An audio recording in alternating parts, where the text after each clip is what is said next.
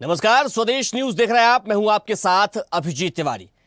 गौवंश का बेहतर प्रबंधन, गौशालाओं का स्वावलंबन। मध्य प्रदेश में गौवंश के संवर्धन और संरक्षण के लिए प्रदेश की मोहन सरकार संकल्पित है। इस दिशा में सरकार ने कई महत्वपूर्ण कदम भी उठाए हैं। सोमवार को मुख्यमंत्री डॉक्टर मोहन यादव ने इसी क्रम में गौ संवर्धन बोर्ड की बैठक ली और कई दिशा निर्देश भी दिए हैं। बैठक में मुख्यमंत्री डॉक्टर मोहन यादव ने कहा कि उनका पूरा फोकस सबसे ज्यादा गौशालाओं को आत्मनिर्भर और स्वावलंबन बनाने पर है। उन्होंने कहा कि आत्मनिर्भर गौशाला प्रदेश की अर्थव्यवस्था में महत्वपूर्ण योगदान दे सकती हैं। गौशालाएं गोबर, गौमूत्र आदि अपशिष्ट से धन अर्जित कर संपन्न बन सकती हैं। स्वावलंबी गौशालाएं विकसित करने के लिए दुग्ध उत्पादों सहित गौमूत्र, गोबर आदि से निर्मित सामग्री के विक्रय की व्यवस्था विकसित की जाए। साथ ही गौशालाओं में उपलब्ध स्थान का उपयोग सौर ऊर्जा से विद्युत उत्पादन के लिए भी किया जाए। मुख्यमंत्री ने कहा कि प्रदेश के विभिन्न अंचलों में स्थानीय परिवेश के अनुरूप देसी नस्ल के गौपालन को प्रोत्साहित किया जाए। गौशालाओं के प्रबंधन में धार्मिक संस्थाओं और दानदाताओं को जोड़ें। उन्होंने कहा कि प्रदेश में उपलब्ध पशुधन के अनुपात में पशु चिकित्सकों की संख्या कम है। गौवंश के बेहतर प्रबंधन और दुग्ध उत्पादन में वृद्धि के लिए पशु चिकित्सकों की संख्या में बढ़ोतरी आवश्यक है। इस दिशा में आवश्यक कदम उठाए जाएं। मुख्यमंत्री ने कहा कि प्रधानमंत्री नरेंद्र मोदी की मंशा अनुसार प्रदेश में देसी नस्ल के गौपालन को प्रोत्साहित करने के लिए गिर, साहिवाल, मालवी और नागौरी नस्ल के पशुधन को प्रोत्साहित किया जाए। उन्होंने ये भी कहा कि प्रदेश के जनजातीय अंचलों में भी गौपालन गतिविधियों को बढ़ाने के लिए आवश्यक नवाचार किए जाएं। प्रदेश में पशुपालन, कृषि, उद्यानिकी तथा नवकरणीय ऊर्जा के क्षेत्र में समन्वित रूप से कार्य करने से किसानों की आय में वृद्धि होगी और दुग्ध उत्पादन की दिशा में भी प्रदेश देश के शीर्षस्थ राज्यों में शामिल हो सकेगा। बैठक में जानकारी दी गई कि गौ संवर्धन बोर्ड द्वारा गौशाला समितियों के बैंक खातों में राज्य स्तर से सीधे राशि अंतरित की जा रही है। बोर्ड द्वारा 937 नवीन गौशालाओं की स्थापना उपरांत पंजीयन किया गया है, जिसमें 1,10,000 गौवंश को आश्रय प्राप्त है। वर्ष 2024-25 में विदिशा, देवास, आगरमालवा, ग्वालियर, दमोह, सतना तथा रीवा में बायोगैस सह जैविक खाद निर्माण संयंत्र स्थापित किए गए हैं। नगर निगम ग्वालियर, इंदौर तथा उज्जैन ने बृहद गौशालाओं का संचालन आरंभ किया गया है। भोपाल और जबलपुर में गौशालाओं की स्थापना का कार्य जारी है। बैठक में स्वावलंबी गौशालाओं की स्थापना की नीति की प्रगति पर भी समीक्षा हुई। तो ये वो तमाम मुद्दे जिनको लेकर गौ संवर्धन की बैठक में चर्चा हुई है। मुख्यमंत्री ने आदेश और निर्देश भी दिए हैं। कुल मिलाकर जो गौवंश है उसका संरक्षण हो सके और उसके लिए मध्य प्रदेश की सरकार लगातार काम कर रही है। तो आज इसी विषय पर चर्चा करेंगे, लेकिन सबसे पहले परिचय करवा देते हैं अपने मेहमानों से। हमारे साथ नर्मदापुरम सांसद दर्शन सिंह चौधरी जी कुछ देर में जुड़ेंगे। इसके साथ सीताशरण सूर्यवंशी, प्रवक्ता कांग्रेस, हमारे साथ जुड़ गए, आपका बहुत स्वागत है। वहीं प्रतिमा मिश्रा श्रीधाम गौशाला से हमारे साथ जुड़ गए हैं, आपका बहुत स्वागत है। साथ ही पदम सिंह किसान नेता भी हमारे साथ जुड़ गए हैं, आपका भी बहुत स्वागत है। मैं चर्चा की शुरुआत प्रतिमा जी से करूंगा। प्रतिमा जी, आप गौशाला का संचालन करती हैं और देखती है कि गौशाला में किस प्रकार की व्यवस्थाएं होती हैं। सरकार के द्वारा जो गौशालाओं को मदद दी जाती है वो कितनी उपयुक्त है और अभी भी किस मदद की आवश्यकता और दरकार नजर आती है? प्रतिमा जी। हेलो जी। हाँ जी, नमस्कार सर। हेलो जी जी। हेलो जी सर, नमस्कार। हम यही चाहेंगे कि गौशाला में आज की डेट में क्या होता है, सबसे बड़ी हमारी प्रॉब्लम है डॉक्टर्स की, कि गाय बीमार है, हमें उन्हें डॉक्टर तो समय उसको अवेलेबल नहीं हो रहे हैं। सब सारी मेन प्रॉब्लम ये है कि जब जिस चीज की जरूरत होती है वो चीज डॉक्टर अवेलेबल नहीं है हमारे पास। दूसरा, आज की डेट में जो गाय बाहर घूम रही है, हम सर की चीज का निवेदन करना चाहेंगे कि जो गौवंश है उसके लिए सबसे बड़ी ये है कि एक उनके लिए ऐसी कुछ व्यवस्था की जाए। गाय बाहर भटक रही है, कचरा कूड़ा खा रही है, उनके लिए कुछ ऐसी व्यवस्था की जाए कि जो गाय मतलब सही जगह पे रह के उनका खान पान सुचारू रूप से चलता रहे। प्रतिमा जी, गौशालाओं में जो गाय रहती है तो उनके संरक्षण के लिए क्या काम किया जा रहा है? और गौशालाओं में जैसे मध्य प्रदेश सरकार की ओर से प्रति गाय के लिए 40 रुपए का अनुदान दिया जाता है, तो क्या ये जो अनुदान है वो पर्याप्त है या इसमें बढ़ोतरी की जानी चाहिए?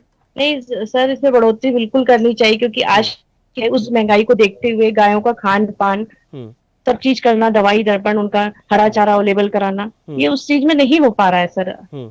आज की डेट में कि अपने को ये है कि 40 रुपए में मतलब गायों के लिए एक टाइम का भी उनको पर्याप्त नहीं है। दूध का उत्पादन होता है गौशालाओं में? दूध का उत्पादन तो होता है सर, पर जिस हिसाब से आप गायों को फीड देंगे उस हिसाब से गाय उत्पादन होगा। तो जो अनुदान जिस सरकार दे हिसाब से रही है, फीडिंग आप देते हैं गायों को, जो अनुदान सरकार दे रही है गौशालाओं को, जी और जी फिर दूध का उत्पादन होता है, वहां पर गोबर के भी आजकल खरीदार बहुत बड़ी मात्रा में पहुंचते, तो क्या इन सब को मिलाकर के उनको पर्याप्त चारा या उनके जो खाद्य सामग्री है वो उपलब्ध नहीं हो पाती है? नहीं नहीं सर, आज की डेट में गोबर का आपके आज की डेट में गोबर का क्या कास्ट है? अपने यहाँ कुछ नहीं है। माली या खेत पौधों में यूज हो रहा है। अब इसी चीज को सरकार की तरफ से हम इसको एक सिस्टमेटिक बना के और लिया जाए तो गौशाला को इसका कुछ प्लस पॉइंट रहेगा। ठीक है, हमारे साथ किसान नेता पदम सिंह जी भी जुड़ गए। पदम जी, आप खुद किसान नेता हैं, खुद किसान भी है। मध्य प्रदेश की सरकार कह रही है कि हमें आत्मनिर्भर गौशालाएं बनानी है, गौवंश का संरक्षण हो सके, इसके लिए लगातार प्रयास किए जा रहे हैं। कई योजनाएं भी मध्य प्रदेश की सरकार की ओर से चलाई जा रही हैं, लेकिन हम देखते हैं कि अब गांव के गांव सूने होते जा रहे हैं। जहां हर एक घर में पहले जो गाय हुआ करती थी, घरों की शोभा बढ़ाती थी, लेकिन आज उन्हीं गांवों से गायों का पलायन हो रहा है। इसके पीछे की क्या वजह है? देखिए अभिजीत जी, भारत की संस्कृति की नींव धरती गाय और गौमाता, गाय धरती गंगा और गौमाता पर टिकी हुई है। जैसा कि आप कह रहे हैं कि आत्मनिर्भर गौशाला, निश्चित रूप से आत्मनिर्भर गौशाला बनाने से हमारी जो भारत की प्राचीन संस्कृति है और हमारी कृषि है, कृषि की कल्पना बिना गौ माता के, बिना गोबर के, बिना गौमूत्र के कल्पना व्यर्थ है। इसलिए हमें आत्मनिर्भर गौशाला को बनाने का सरकार का कदम का मैं स्वागत करता हूं। और जैसा कि आप बता रहे हैं कि गांव के गांव शून्य हो रहे हैं, निश्चित रूप से जो हमारी युवा पीढ़ी है, कुछ वर्षों से युवा पीढ़ी गांव से दूरी बना कर रखी है। आज का यूथ खेती में काम नहीं करना चाहता, गाय का गोबर नहीं उठाना चाहता। इसलिए कहीं ना कहीं जो है बड़ा चिंता का विषय है हमारे देश के लिए, हमारे राष्ट्र के लिए और हमारे आत्मनिर्भर भारत बनाने के लिए बड़ा चिंता का विषय है। जैसा कि आप जानते हैं, वरिष्ठ हमारे मुंशी प्रेमचंद जी ने कहा था कि जिस दिन किसान के बेटे को गाय के गोबर में बदबू आने लगे तो समझ लेना कृषि के बुरे दिन आने वाले। तो निश्चित रूप से कई वर्षों से, दशकों से हमारा भारत कृषि प्रधान देश रहा है और हमारा जो यूथ है, युवा कृषि से पथभ्रमित हुआ है। तो उसके लिए आत्मनिर्भर गौशालाएं बनाकर स्वरोजगार स्थापित करके आत्मनिर्भर भारत बनाने की परिकल्पना में यह एक बहुत सराहनीय कदम है। इस कदम का मैं स्वागत करता हूँ। ठीक है, लेकिन पदम जी, मैं जानना चाह रहा हूं कि आखिर ऐसा क्या किया जाए सरकार की ओर से या सामाजिक संस्थाओं की ओर से कि जिन गांवों में पहले एक एक घर में 10-10, 20-20 गायें हुआ करती थी, आज वे गांवों से जो है गायों को छोड़ देते हैं। जब तक उसमें से दूध निकल रहा है तब तक गाय उनके घर में रहती है, फिर उसके बाद छोड़ जाता है और फिर वही गाय बाद में जाकर के उनके लिए परेशानी बन जाती है। वो कहते हैं कि हमारा पशु आ रहे हैं, हमारे खेतों में चारा चर रहे हैं और हमारी फसलों को नुकसान पहुंचा रहे हैं। तो ऐसी कोई व्यवस्था हो जाए जिससे कि गाय जो है, जिसकी किसान की गाय है, वो उसके घर में ही रहे, चाहे दूध दे या ना दे। ये सामाजिक चेतना का विषय है क्या अभिजीत जी? समाज को जागृत करना पड़ेगा और समाज जागृत हो रहा है धीरे धीरे, क्योंकि हम काफी पीछे गए। पीछे जाने के बाद जो है हम धीरे धीरे आगे आ रहे हैं। गांव के प्रति, गायों के प्रति और हमारी संवेदना बढ़ी है, क्योंकि सरकार ने दो काम बराबर से की है। मैं डॉक्टर मोहन यादव जी की सरकार को बधाई देना चाहता हूँ कि दो समांतर काम में देखने में मुझे मिल रहे हैं विगत एक दो माह से।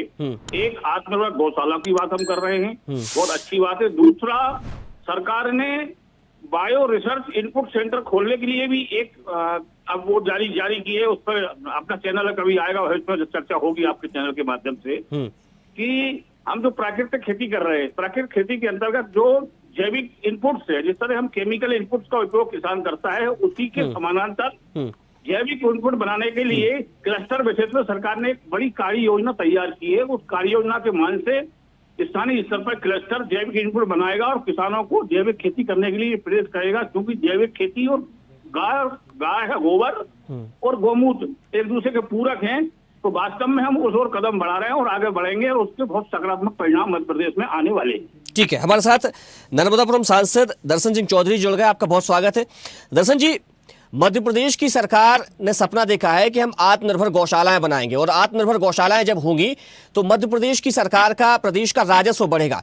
आखिर ये कैसे संभव हो सकेगा कि आत्मनिर्भर जो गौशालाएं हैं वो प्रदेश की अर्थव्यवस्था में एक अहम भूमिका निभा सकेंगी? माता भारतीय संस्कृति नहीं, मैं तो कहता हूँ जगत का आधार रही। हमारे न केवल इसकी पौराणिक महत्ता है, इसकी व्यवहारिक महत्ता अर्थ से, और जब हम प्राचीन अर्थतंत्र जब पढ़ते हैं वो तो पूर्ण गौ आधारित अर्थव्यवस्था हमारे यहाँ थी, और उसी को लेकर हमारे यहाँ तो जब पौराणिक मान्यताएं देखते हैं तो भगवान ने भी गौ माता के रक्षा हेतु अवतार लिया था। गोस्वामी तुलसीदास जी ने लिखा है, विप्र धेनु सुर संत हित है लीन मनोजता, यानी संतों के साथ साथ गौओं की रक्षा के लिए भी भगवान ने अवतार लिया है, ये बात पहले ही सिद्ध है। अब धीरे धीरे जब हम त्रेता के बाद द्वापर देखते हैं तो भगवान कृष्ण तो नंगे पैर गौ माता का न केवल पालन पोषण किया, गौ आधारित अर्थव्यवस्था को उन्होंने आगे तंत्र के रूप में खड़ा किया। भगवान बलराम ने न केवल खेती करी बल्कि दूध से होने वाले उत्पादों को कैसे उनको विभिन्न तौर तरीके जो आज बात चल रही है ये पहले स्थापित हो चुकी थी, और कैसे उन्होंने स्थापित किया। तो उस समय भगवान बलराम, भगवान कृष्ण ने कि हम अपना गोकुल का घी, दूध और मक्खन जो पौष्टिक होता है वो हम वहां के जो भी राक्षस गण है उनको ना खिलाए, कंस के राक्षस गणों को, ये उन्होंने मान्यता दी थी। और फिर छोटे बच्चों की टोली लगाकर उसकी प्रतिकार भी किया, मटकी भी फोड़ी, और बहुत सारे घटनाक्रम ये पौराणिक में है। जब हम वर्तमान दौर में आ रहे हैं तो आज देश में गौ का जो हाल दिखाई दे रहा है ये बहुत चिंतनीय है, और हम सब के लिए ये एक मैं कहता हूँ ये हम सब के लिए इस प्रकार का काम होना चाहिए जो हम सेवा भाव के साथ साथ और उसको जो अर्थ तंत्र से जोड़ने की बात हमारे वर्तमान मुख्यमंत्री डॉक्टर मोहन यादव जी ने कही है, मैं उनका हृदय से अभिनंदन करता हूँ। उन्होंने न केवल आत्मनिर्भर गौशाला बनाने की बात कही है बल्कि गौशालाओं से जो हमारे पंचगव्य जिसमें गोबर, गोमूत्र और इसको भी डायरेक्ट अर्थ से हम कैसे जोड़ सकते हैं, इस मांग को जो लंबे समय से मांग, चूंकि मैं किसान मोर्चा का भी अध्यक्ष हूँ और किसान संघ का लंबे समय मैंने काम किया है और कर भी रहा हूँ, तो मैं इस भाव के साथ भी आपको बता रहा हूँ कि लंबे समय से जो स्वावलंबी भारत स्वावलंबी गौशालाओं से के आधार पर ही विकसित हो सकता है। और जब विकसित भारत की कल्पना जब हम कर रहे हैं माननीय मोदी जी के नेतृत्व में, तो मध्य प्रदेश में भी चाहे दुग्ध के जितने भी उत्पाद हो, चाहे गोमूत्र, गोबर हो, और इनसे होने वाली सामग्री, बनने वाली सामग्री, अब हम भोपाल का उदाहरण देखते हैं तो ऐसे कई जिससे गोबर से गोकाष्ठ बनाकर, ऐसे लकड़ी बनाकर, और अब सीधी अंत्येष्टियां की जा रही हैं, जिसको कई उदाहरण हमारे भोपाल और इंदौर और बड़े शहरों में। बिल्कुल बिल्कुल दर्शन जी, आप जो बात कर रहे हैं उससे निश्चित तौर पर अर्थव्यवस्था में बदलाव देखने को मिलेगा, राजस्व में बढ़ोतरी होगी। लेकिन ये तमाम सारी योजनाएं चलाई जा रही है सरकार की ओर से, गौशालाओं को लेकर भी अनुदान बढ़ा दिया गया है। पहले जो 20 रुपए दिया जाता था अनुदान एक गाय के लिए, उसको 40 रुपए कर दिया गया है। लेकिन उसके बाद भी जो हम स्थिति देखते हैं, गाय सड़कों पर नजर आती है। गाय हमारी माता है, कहते हैं कि हम उसमें कहते हैं कि 33 कोटि देवी देवताओं का वास होता है। गाय पैर से लेकर सर तक पूजनीय होती है। हम समय समय पर गाय की पूजा भी करते हैं, और गाय का हर एक पदार्थ, हम पंचगव्य की भी बात करते हैं, पूरे के पूरे पंचगव्य में हम देखते हैं कि उसकी एक अलग ही जो है महत्व होता है। चाहे उसका आप उसके दूध से को देखें या फिर गोबर को देखें या गौमूत्र को देखें। गौमूत्र और दूध से तो दवाएं भी बनती है, दूध पीने में भी उसका बहुत फायदेमंद होता है। जो गोकाष्ठ होता है उसके भी अपने एक लाभ है, लेकिन उसके बाद भी जो स्थिति है गायों की वो बड़ी दयनीय नजर आती है। देखिए, मैंने तो अभी भी इसी सत्र में लोकसभा में इस विषय को राष्ट्रीय स्तर पर रखा है, और हम धन्यवाद भी करके आए हैं ऐसी सरकार जिसने राज्य माता घोषित किया है, और हमने राष्ट्र माता के लिए सरकार से निवेदन किया है जिससे गौ संरक्षण और संवर्धन की दिशा में एक मील का पत्थर आगे बढ़ सके। और जैसा देसी नस्लों और गोपालन को प्रोत्साहन करने के लिए, चाहे हमारी हो, गाय वाली हो, चाहे हमारी मालवी हो, नागौनी नस्ल के पशुधन जितने भी हैं, इनको प्रोत्साहित करने की मध्य प्रदेश सरकार ने योजना बनाई है। और विभिन्न गौशालाओं के माध्यम से अभी हमारा जो दीपावली सबसे बड़ा उत्सव है, उसके बाद हमारी गौ माता का पूजन का भी वहाँ उत्सव, और पिछले वर्ष से माननीय मुख्यमंत्री जी ने उसको नीचे तक ले जाने का काम किया है, जिससे जन जागृति अब धीरे धीरे फैल रही है। किसानों से भी अनुरोध न केवल कर रहे हैं बल्कि वो सफल भी हो रहे हैं। ऐसी गौशालाएं जिसको आत्मनिर्भर और कई गौशालाएं जो बहुत अच्छी तरह से संचालित हो रहे हैं, उनको भी सम्मानित करने का काम और प्रोत्साहित करने का काम मध्य प्रदेश में हो रहा है। और बाकी चाहे वो पशुपालन, कृषि उद्यान की और नवकरणीय ऊर्जा, इनको सभी प्रकार से वृद्धि करने की जरूरत है, जिसमें न केवल हम आत्मनिर्भर बनेंगे बल्कि गौ का भी जो आज सड़कों पर घूम रही है वो आकर गौशालाओं में स्थापित हो जाएगी। यदि उसको सीधा सीधा अर्थ से जोड़ दिया जाएगा तो इसका बहुत अधिक लाभ और हम सबको मिलने वाला। ठीक है, सीता शरण जी, कितना सहमत है आप दर्शन जी की बातों से? माननीय हमारे भाई साहब आदरणीय हमारे सांसद जी और हमारे प्रदेश अध्यक्ष दर्शन जी भाई साहब ने जो कहा है, मैं उनकी बात से 100% सहमत। सीता शरण जी, हेलो सीता शरण जी, आप सुन पा रहे हैं मुझे?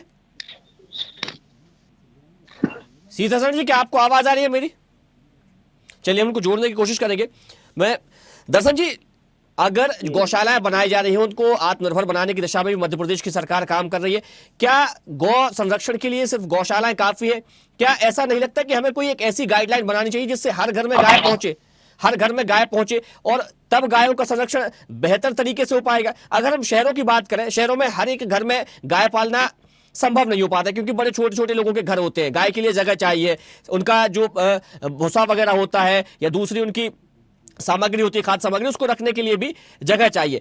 तो क्या एक ऐसी गाइडलाइन हमें नहीं बना देनी चाहिए कि जो कॉलोनियां नई नई डेवलप हो रही हैं उनमें ये कह देना चाहिए कि जो भी कॉलोनियां बनाई जाए, जैसे उसमें पार्क अनिवार्य रूप से बनाया जाना होता है, तो गौशालाएं भी बनाई जानी चाहिए, और उन गौशालाओं का जो संरक्षण है वो कॉलोनी को करना चाहिए, और उसका जो दूध उत्पादन होगा उसका उपयोग भी फिर कॉलोनी वासी करें।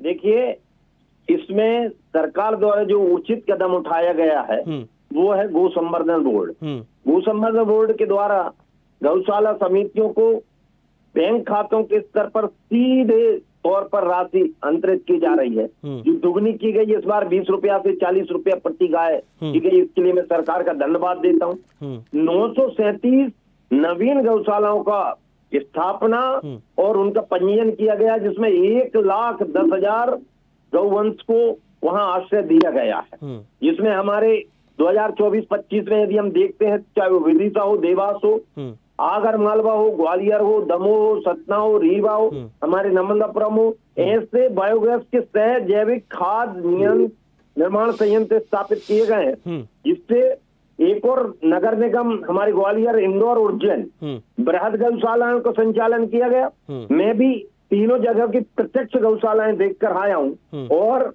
बहुत उसमें एक न केवल वो लोगों के लिए इसमें शहर और गांव का कोई अंतर आपने जगह की जरूर कही है, लेकिन मैं उसको वैसा अंतर नहीं मानता। और अभी जैसे भोपाल में, जबलपुर में नहीं दर्शन जी, मैं ये कह रहा हूं कि जैसे पूरे शहरों में, चाहे भोपाल हो, इंदौर हो, ग्वालियर हो, तमाम जो शहर है उनमें कॉलोनियां बनाते हैं, बिल्डर्स जो होते हैं वो कॉलोनियां डेवलप करते हैं, तो क्या ऐसी एक गाइडलाइन उसमें ना शामिल कर दी जाए जिसमें ये अनिवार्यता कर दी जाए कि हर एक कॉलोनी में एक गौशाला बनानी होगी, और उन गौशालाओं का जो संचालन है वो कॉलोनी वासी करेंगे, तो उससे जो पंचगव्य निकलेंगे उसका उपयोग भी कॉलोनी वासी करेंगे और उसका संरक्षण भी कॉलोनी वासियों को करना होगा। तो ऐसे में जब नई नई कॉलोनियां बनेंगी तो समझो नई वहां पर गौशालाएं भी बनाई जाएंगी, तो उससे बेहतर संरक्षण हो पाएगा और ज्यादा संरक्षण गांव का हो पाएगा, गौवंश का। मैं आपकी सोच को नमन करता हूं, धन्यवाद करता हूं, लेकिन उसका दूसरा पक्ष ये है कि जब तक हम कोई ऐसा मॉडल तैयार नहीं कर लेते, ये व्यक्ति एक हमारा इसको आधुनिक युग का है, इस युग में अर्थ की महत्ता बहुत ज्यादा है। जब तक आर्थिक दृष्टि से व्यक्ति को लाभ नहीं दिखता तब तक वह कोई काम करता है नहीं। इसलिए ऐसे प्रोजेक्ट, गौ माता के एक ऐसा भोपाल में प्रोजेक्ट चल रहा है जिसमें गौ माता का गोबर की खरीदी की जा रही, उसमें 3 रुपया 4 रुपया किलो गोबर खरीद रहे हैं, 5 रुपए लीटर गोमूत्र दे रहे हैं। तो जब ये अर्थ से जुड़ जाएगी गौ माता, तो कॉलोनियों में निश्चित तौर पर अर्थ से जुड़ना जरूरी है, क्योंकि जब अर्थ समझ में आता है तो लोग स्वतः ही काम करने लगते हैं। हमारे साथ कांग्रेस प्रवक्ता सीता शरण जी जुड़ गए। सीता शरण जी, आप कितना सहमत है दर्शन जी की बातों से? देखिए आदरणीय सांसद महोदय और अपने मुख्यमंत्री महोदय, क्योंकि गौशालाओं का जो कुप्रबंधन है 2023 से 24 में कई जिलों में, उज्जैन है, आगरा, आगर मालवा है, दमोह है आदि में भूख प्यास से गायों की मौत की घटनाएं आपने और आपके ही चैनल के और मीडिया और प्रिंट मीडिया के माध्यम से दिखाई गई है। सरकार की सीधी जिम्मेदारी जो मौजूदा गौशालाएं हैं उनमें भोजन, पानी, चिकित्सा और शहद की व्यवस्था जब तक सुनिश्चित नहीं करेंगे, जब तक गौशालाओं का कुप्रबंधन नहीं रुकेगा। अब नए नए प्रयोग तो ये लोग लाते हैं, लेकिन व्यवस्थाओं से परे हो जाते हैं। अब फंडिंग की जो पारदर्शिता है कि मुख्यमंत्री महोदय गौशालाओं की जो समितियों के खाते में सीधे ट्रांसफर करने की बात करते हैं, लेकिन ये राशि पर्याप्त या औपचारिकता और इसका ऑडिट या पारदर्शिता उपयोगिता में हो रही है कि नहीं हो रही है। अब आप बताइए कि फंडिंग और उपयोग पारदर्शिता नहीं होगी तो आत्मनिर्भर गौशालाओं का सपना अधूरा रहेगा। अब आदरणीय सांसद महोदय जी का जो कहना था कि पशु चिकित्सा की जो कमी, और माननीय मुख्यमंत्री जी भी कबूल कर रहे हैं, अब 20 साल 18 से 20 वर्ष की आपकी सरकार है और अभी तक पशु चिकित्सकों की जो कमी जो खल रही है और है ही नहीं, आप भर्ती नहीं कर पा रहे। तो खुद मुख्यमंत्री जी ने मंच से भी पशुधन की तुलना में पशु चिकित्सकों की संख्या बेहद कम है। इसमें साल सत्ता में रहने के, इतने साल कई सत्ता में रहने के बाद भी भाजपा ने पशु चिकित्सा ढांचे को मजबूत क्यों नहीं किया? बिना डॉक्टर, बिना मेडिकल सपोर्ट गौशाला आत्मनिर्भर कैसे होंगी? आप आर्थिक दृष्टि का एक पॉइंट आदरणीय नहीं तो सांसद सीता शरण जी, ये बात तो मुख्यमंत्री ने खुद बैठक में कही है कि हमें चिकित्सकों की व्यवस्था करनी होगी, चिकित्सक बढ़ाने होंगे, पशु चिकित्सक। तो इस पर तो सरकार गंभीर पहले से नजर आ रही है ना।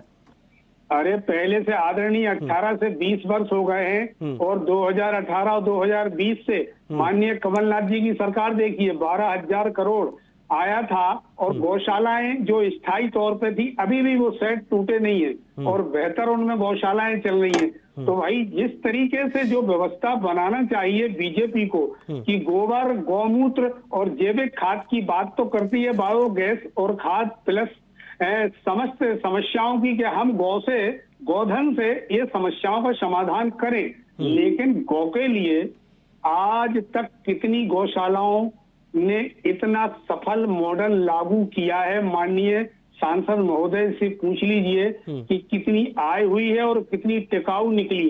वास्तविकता यह है कि ज्यादातर जगहों पर यह योजनाएं कागज पर ही सबमिट कर रह गई हैं। और अंतिम में मैं ये कहना चाहता हूं कि कांग्रेस केवल ये मानती है कि गौशालाएं सिर्फ धर्म और आस्था का विषय नहीं है, बल्कि ग्राम अर्थव्यवस्थाओं का अहम हिस्सा है। और 2018 से 20 में जो कई जिलों में कृषि, पशुपालन, उद्यानिकी का एकीकृत मॉडल शुरू किया गया था। तो इस तरीके से ये बीजेपी का ठीक है, समय की सीमा है। एक जल्दी से जवाब ले लेते हैं दर्शन जी से। दर्शन जी जल्दी से अपनी बात पूरी कीजिएगा। देखिए, गौ माता सरकार की ड्यूटी है, लेकिन समाज को तो आगे आना पड़ेगा। बिल्कुल। इससे आज जब हम गौ आधारित समाज जब हमारा था पहले, जिस प्रकार से उसकी अर्थव्यवस्था चलती थी, तो उस समय वर्तमान के जो, मैं ये डॉक्टरों को अच्छा मानता हूँ, लेकिन क्या उस समय कौन से डॉक्टर हुआ करते थे? उस समय हर गांव में अपने आप ऐसी चिकित्सा थी कि आप कल्पना ही नहीं कर सकते।